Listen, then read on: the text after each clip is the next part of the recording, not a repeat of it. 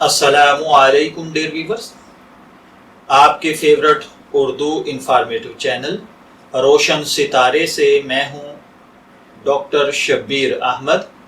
پیارے بھائیو، ہمارا آج کا ٹاپک ہے ابو الاعلی مودودی۔ مودودی صاحب 1903 میں پیدا ہوئے اور 1989 یعنی 1979 میں وفات پائی۔ آپ مشہور عالم دین، مفسر قرآن اور جماعت اسلامی کے بانی تھے۔ آپ کو 20ویں صدی کے مؤثر ترین اسلامی مفکرین میں سے ایک سمجھا جاتا ہے۔ آپ کی فکر، سوچ اور ان کی تصانیف نے پوری دنیا کی اسلامی تحریکات کے ارتقاء میں گہرا اثر ڈالا اور 20ویں صدی کے مجدد اسلام ثابت ہوئے۔ مودودی وہ دوسرے شخص تھے جن کی غائبانہ نماز جنازہ کعبہ میں ادا کی گئی۔ پہلے نمبر پر نجاشی تھے اور دوسرے نمبر پر ابو الاعلی مودودی۔ اسلام کی دنیا بھر میں موجودہ پذیرائی سید ابو الاعلی مودودی اور شیخ حسن البنا جو کہ اخوان المسلمین کے بانی تھے، فکر کا ہی نتیجہ ہے، جنہوں نے عثمانی خلافت کے اختتام کے بعد نہ صرف اسے زندہ رکھا بلکہ اسے خانقاہوں سے نکال کر عوامی پذیرائی بخشی۔ سید ابو الاعلی مودودی کا پاکستانی سیاست میں بھی بڑا کردار رہا۔ پاکستانی حکومت نے انہیں قادیانی گروہ کو غیر مسلم قرار دینے پر پھانسی کی سزا بھی سنائی، جس پر عالمی دباؤ کے باعث عمل درآمد نہ ہو سکا۔ سید ابو الاعلی مودودی کو ان کی دینی خدمات کے پیش نظر پہلے شاہ فیصل ایوارڈ سے نوازا گیا۔ آپ کی لکھی ہوئی قرآن مجید کی تفسیر تفہیم القرآن کے نام سے مشہور ہے اور جدید دور کی نمائندگی کرنے والی اس دور کی بہترین تفسیروں میں شمار ہوتی ہے۔ اسی طرح اگر بات کی جائے آپ کے ابتدائی حالات زندگی کی تو سید ابو الاعلی مودودی 1903 بمطابق 1321 ہجری میں اورنگ آباد دکن میں پیدا ہوئے۔ آپ کے آباء و اجداد میں ایک مشہور بزرگ خواجہ قطب الدین مودود چشتی گزرے تھے، جو خواجہ معین الدین چشتی اجمیری کے شیخ الشیوخ تھے۔ سید مودودی کا خاندان انہی خواجہ مودود چشتی کے نام سے منسوب ہو کر ہی مودودی کہلاتا ہے۔ آپ کا گھرانہ ایک مکمل مذہبی گھرانہ تھا۔ مودودی نے ابتدائی دور کے پورے 11 برس اپنے والد کی نگرانی میں رہے، گھر پر تعلیم حاصل کی۔ بعد ازاں انہیں مدرسہ فرقانیہ اورنگ آباد کی 8ویں جماعت میں براہ راست داخل کیا گیا۔ 1914 میں انہوں نے مولوی کا امتحان دیا اور کامیاب ہوئے۔ اس وقت ان کے والدین اورنگ آباد سے حیدرآباد منتقل ہو گئے، جہاں سید مودودی کو مولوی عالم کی جماعت میں داخل کرایا گیا۔ اس زمانے میں دارالعلوم کے صدر مولانا حمید الدین فراہی تھے، جو مولانا امین احسن اصلاحی کے بھی استاد تھے۔ تاہم والد کے انتقال کے باعث وہ دارالعلوم میں صرف 6 ماہ ہی تعلیم حاصل کر سکے۔ اگر بات کی جائے مولانا مودودی کو بطور صحافی کے تو سید مودودی لکھنے کی خودداد قابلیت کے حامل تھے، اس لیے انہوں نے قلم کے ذریعے اپنے خیالات کو لوگوں تک پہنچانے اور اس کو ذریعہ معاش بنانے کا ارادہ کر لیا۔ چنانچہ ایک صحافی کی حیثیت سے انہوں نے اپنی عملی زندگی کا آغاز کیا اور متعدد اخبارات میں مدیر کی حیثیت سے کام کیا، جن میں اخبار مدینہ جو کہ بجنور یوپی اتر پردیش سے شائع ہوتا تھا، اسی طرح تاج جو کہ جبل پور اور جمعیت علماء ہند کا روزنامہ الجمعیت جو کہ دلی سے شائع ہوا کرتا تھا، یہ خصوصیت کے ساتھ شامل ہیں۔ 1925 میں جب جمعیت علماء ہند نے کانگریس کے ساتھ اشتراک کا فیصلہ کیا تو سید مودودی نے بطور احتجاج اخبار الجمعیت کی ادارت چھوڑ دی۔ اگر بات کی جائے آپ کی پہلی تصنیف کی تو جس زمانے میں سید مودودی الجمعیت کے مدیر تھے، ایک شخص سوامی شردھانندے نے شدھی کی تحریک شروع کی، جس کا مقصد یہ تھا کہ مسلمانوں کو ہندو بنا لیا جائے۔ چونکہ اس تحریک کی بنیاد نفرت، دشمنی اور تعصب پر تھی اور اس نے اپنی کتاب میں آقا صلی اللہ علیہ وآلہ وسلم کی توہین کی، جس پر مسلمان نوجوان علم دین نے غیرت ایمانی میں آ کر سوامی شردھانند کو قتل کر دیا۔ اس پر پورے ہندوستان میں ایک شور برپا ہو گیا۔ ہندو دین اسلام پر حملے کرنے لگے اور اعلانیہ یہ کہا جانے لگا کہ اسلام تلوار اور تشدد کا مذہب ہے۔ انہی دنوں مولانا محمد علی جوہر نے جامع مسجد دلی میں تقریر کی، جس میں بڑی دردمندی کے ساتھ انہوں نے اس ضرورت کا اظہار کیا کہ کاش کوئی شخص اسلام کے مسئلہ جہاد کی پوری وضاحت کرے تاکہ اسلام کے خلاف جو غلط فہمیاں پھیلائی جا رہی ہیں وہ ختم ہو جائیں۔ اس پر سید مودودی نے الجہاد فی الاسلام کے نام سے ایک کتاب لکھی۔ اس وقت سید مودودی کی عمر صرف 24 برس تھی۔ اس کتاب کے بارے میں علامہ اقبال نے فرمایا تھا، اسلام کے نظریہ جہاد اور اس کے قانون صلح و جنگ پر یہ ایک بہترین تصنیف ہے اور میں ہر ذی علم آدمی کو مشورہ دیتا ہوں کہ وہ اس کا مطالعہ کرے۔ اسی طرح اگر بات کی جائے ترجمان القرآن کے حوالے سے تو الجمعیت کی ادارت اور اخبار نویسی چھوڑ کر سید مودودی حیدرآباد دکن چلے گئے، جہاں اپنے قیام کے زمانے میں انہوں نے مختلف کتابیں لکھی اور 1932 میں حیدرآباد سے رسالہ ترجمان القرآن جاری کیا۔ 1935 میں آپ نے پردہ کے نام سے اسلامی پردے کی حمایت میں ایک کتاب تحریر کی، جس کا مقصد یورپ سے مرعوب ہو کر اسلامی پردے پر کیے جانے والے اعتراضات کا جواب دینا تھا۔ اس کے علاوہ تنقیحات اور تفہیمات کے مضامین لکھے، جن کے ذریعے انہوں نے تعلیم یافتہ مسلمانوں میں سے فرنگی تہذیب کی مروبیت ختم کر دی۔ 1938 میں کانگریس کی سیاسی تحریک اس قدر زور پکڑ گئی کہ بہت سے مسلمان اور خود علماء کرام کی ایک بہت بڑی تعداد بھی ان کے ساتھ مل گئی۔ کانگریس کے اس نظریے کو متحدہ قومیت یا ایک قومی نظریے کا نام دیا جاتا تھا۔ سید مودودی نے اس نظریے کے خلاف بہت سے مضامین لکھے جو کتابوں کی صورت میں مسئلہ قومیت اور مسلمان اور موجودہ سیاسی کشمکش حصہ اول و دوم کے ناموں سے شائع ہوئی۔ مولانا مودودی صاحب پر یہ بھی الزام ہے کہ وہ قیام پاکستان کے خلاف تھے۔ اپنے کتابچے میں لکھتے ہیں کہ پس جو لوگ یہ گما کرتے ہیں کہ مسلم اکثریتی کے علاقے ہندو اکثریت کے تسلط سے آزاد ہو جائیں، اس کے نتیجے میں جو کچھ حاصل ہوگا وہ صرف مسلمانوں کی کافرانہ حکومت ہوگی۔ حالانکہ ان کی تحریروں کو اگر کانٹ چھانٹ کر پیش کرنے کی بجائے مکمل سیاق و سباق کے ساتھ اور پورے جملے کو پڑھا جائے تو اصل صورتحال واضح ہو کر سامنے آ جاتی ہے، کیونکہ تحریک پاکستان کی بنیاد دو قومی نظریہ پر تھی۔ اس تصور کو پیش کرنے، اسے نکھارنے اور فروغ دینے میں سید مودودی کی تحریرات کا حصہ تھا۔ اسے اس شخص کی زبان سے سنیے جو محمد علی جناح اور خان لیاقت علی خان کا دست راز تھا، یعنی آل انڈیا مسلم لیگ کے جوائنٹ سیکرٹری، اس کی مجلس عمل اور مرکزی پارلیمانی بورڈ کے سیکرٹری ظفر احمد انصاری لکھتے ہیں، اس موضوع پر مولانا ابو الاعلی مودودی صاحب نے مسئلہ قومیت کے عنوان سے ایک سلسلہ مضامین لکھا جو اپنے دلائل کی محکمی، زور استدلال اور زیر و بیان کے باعث مسلمانوں میں بہت مقبول ہوا، جس کا چرچا بہت تھوڑے عرصے میں اور بڑی تیزی کے ساتھ مسلمانوں میں ہو گیا۔ اس اہم بحث کی ضرب متحدہ قومیت کے نظریہ پر پڑی اور مسلمانوں کے جداگانہ قومیت کا احساس بڑی تیزی کے ساتھ پھیلنے لگا۔ قومیت کے مسئلے پر یہ بحث محض ایک نظری بحث نہ تھی، بلکہ اس کی ضرب کانگریس اور جمعیت علماء ہند کے پورے موقف پر پڑتی تھی۔ ہندوؤں کی سب سے خطرناک چال یہی تھی کہ مسلمانوں کے دلوں سے ان کی جداگانہ قومیت کا احساس کسی طرح ختم کر کے ان کے ملی وجود کی جڑیں کھوکھلی کر دی جائیں۔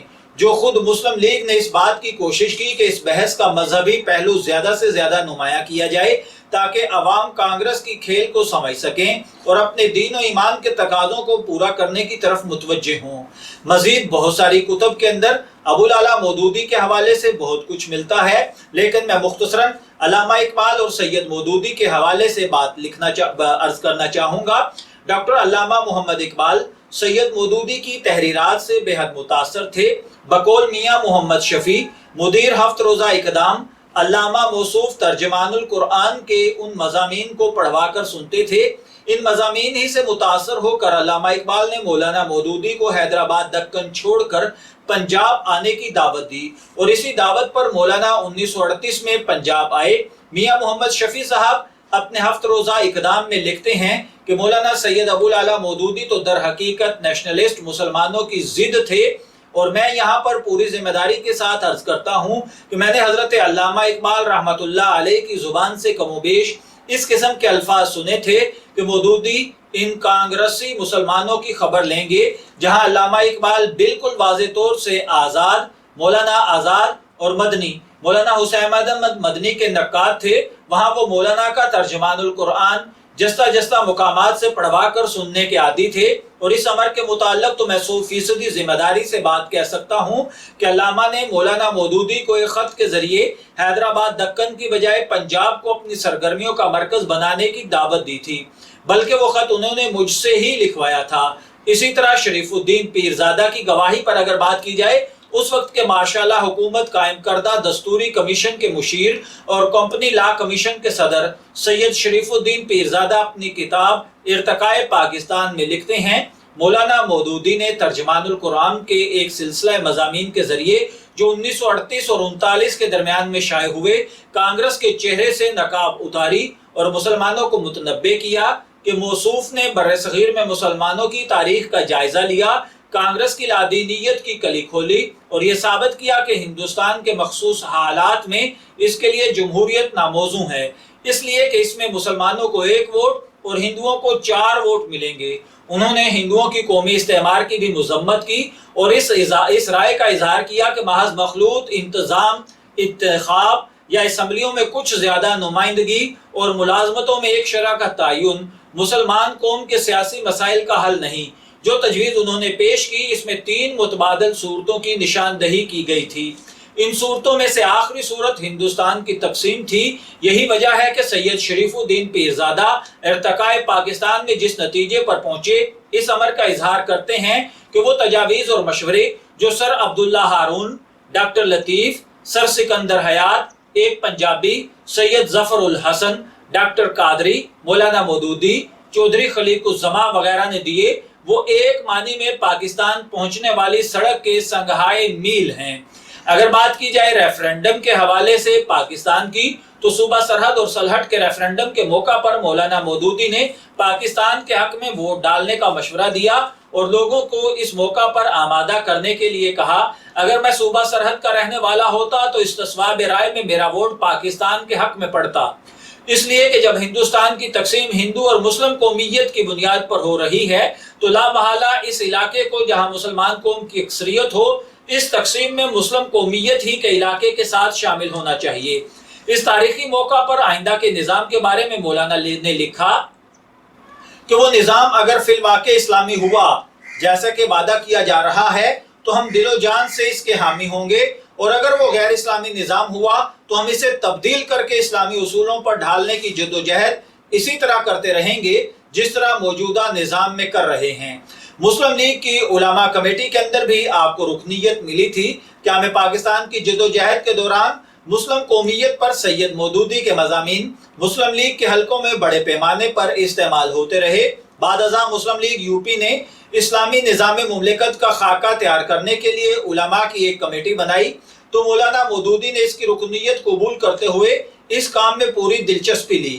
اس کا مسودہ کمیٹی سے وابستہ ایک معاون تحقیق مولانا محمد اسحاق سندیلوی نے تیار کیا تھا۔ اس کتاب کے پیش لفظ میں مولانا عبد الماجد دریابادی لکھتے ہیں، غالباً 1940 یا شاید اس سے بھی کچھ قبل جب مسلم لیگ کا طوطی ہندوستان میں بول رہا تھا، ارباب لیگ کو خیال پیدا ہوا کہ جس اسلامی حکومت کے قیام کا مطالبہ شد و مد سے کیا جا رہا ہے، خود اس کا نظام نامہ یا قانونی اساسی بھی تو خالص اسلامی بنانا چاہیے۔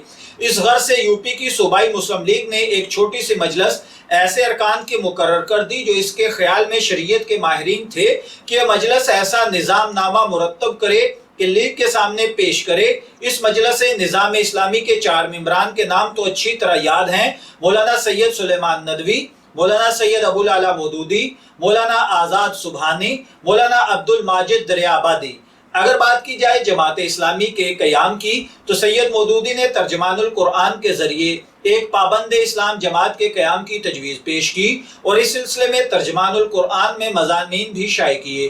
جو لوگ اس تجویز سے اتفاق رکھتے ہیں وہ 26 اگست 1941 کو لاہور میں جمع ہوئے اور جماعت اسلامی قائم کی گئی۔ جس وقت جماعت اسلامی قائم ہوئی تو اس میں پورے ہندوستان میں سے صرف 75 آدمی شامل ہوئے تھے۔ اس اجتماع میں سید مودودی کو جماعت کا سربراہ منتخب کیا گیا۔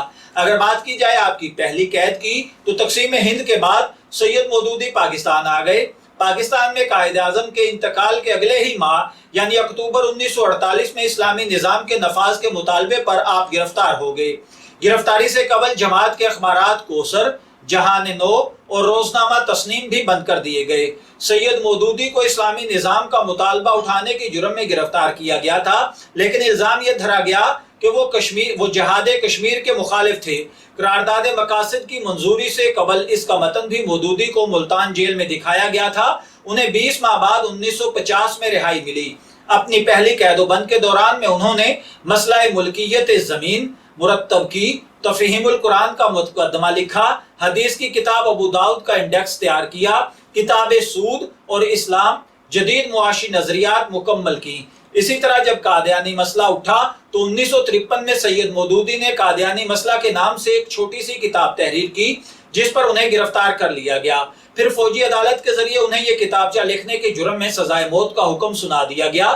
سزائے موت سنانے کے خلاف ملک کے علماء کے علاوہ عالم اسلام میں بھی شدید رد عمل ہوا، جس میں مصر کی اسلامی جماعت اخوان المسلمون کے رہنما علامہ حسن اور کابل سے علامہ نور المشائخ المجددی، فلسطین کے مفتی اعظم الحاج محمد الحسینی کے علاوہ الجزائر اور انڈونیشیا کے علماء نے حکومت پاکستان سے رابطہ کر کے سید مودودی کی سزائے موت کے خاتمے کا مطالبہ کیا، جبکہ شام کے دارالحکومت دمشق میں ان کی سزائے موت کے خلاف مظاہرہ کیا گیا۔ بالآخر حکومت نے سزائے موت کو 14 سال سزائے قید میں تبدیل کر دیا، تاہم وہ مزید 2 سال اور 11 ماہ تک زندہ میں رہے اور بالآخر عدالت عالیہ کے ایک حکم کے تحت رہا ہوئے۔ اگر بات کی جائے انکار حدیث کے حوالے سے تو 1958 میں مارشل لا کے نفاذ کے سخت مخالفت کرنے کے بعد اس وقت کے صدر ایوب خان نے سید مودودی کی کتاب ضبط ولادت کو ضبط کر لیا، اور ایوبی دور میں ہی فتنہ انکار حدیث نے سر اٹھایا اور حکومتی سرپرستی میں ایسا طبقہ سامنے آیا جس کا کہنا تھا کہ اسلام میں حدیث کی کوئی حیثیت نہیں، حتیٰ کہ مغربی پاکستان کی عدالت کے ایک جج نے حدیث کے بارے میں شک ظاہر کرتے ہوئے اسے سند ماننے سے انکار کر دیا۔ اس موقع پر سید مودودی نے اسلام میں حدیث کی بنیادی حیثیت کو دلائل سے ثابت کرتے ہوئے دونوں کو اسلامی قانون کا سرچشمہ قرار دیا۔ انہوں نے فتنہ انکار حدیث کے خلاف اپنے رسالے ترجمان القرآن کا منصب رسالت نمبر بھی شائع کیا۔ اسی طرح اگر بات کی جائے آپ پر قاتلانہ حملے کی تو مارشاء اللہ اٹھنے کے بعد اکتوبر 1963 میں سید مودودی نے جماعت اسلامی کا سالانہ جلسہ لاہور میں منعقد کرنے کا فیصلہ کیا۔ ایوب خان کی حکومت نے اس کو روکنے کی پوری کوشش کی اور منٹو پارک کی بجائے بھاٹی دروازے کے باہر تنگ جگہ میں جلسہ کرنے کی اجازت دی۔ بعد ازاں لاؤڈ سپیکر استعمال کرنے کی اجازت دینے سے بھی انکار کر دیا گیا۔ 25 اکتوبر کو جلسہ شروع ہوا۔ سید مودودی نے تقریر شروع ہی کی تھی کہ جلسہ گاہ میں موجود نامعلوم افراد نے فائرنگ شروع کر دی، جس سے جماعت اسلامی کا ایک کارکن جاں بحق ہو گیا، تاہم مودودی صاحب بچ گئے۔ ایوب خان نے 6 جنوری 1964 کو جماعت اسلامی کو خلاف قانون قرار دے دیا۔ سید مودودی اور جماعت اسلامی کے 65 رہنماؤں کو گرفتار کر کے قید خانوں میں ڈال دیا گیا۔ اس قید کا دورانیہ 9 ماہ رہا، جس کے بعد انہیں عدالت عظمیٰ کے فیصلے پر رہا کر دیا گیا۔ علامہ مودودی نے رہتی دنیا تک کے لیے بہت قیمتی کام کیا۔ ہم دعا گو ہیں کہ اللہ تعالیٰ ان کے کام کو قبول فرمائے اور امت کی اصلاح کا ذریعہ بنائے۔ اجازت چاہیں گے، پھر ملیں گے کسی نئے روحانی ٹاپک کے ساتھ، تب تک کے لیے اللہ حافظ۔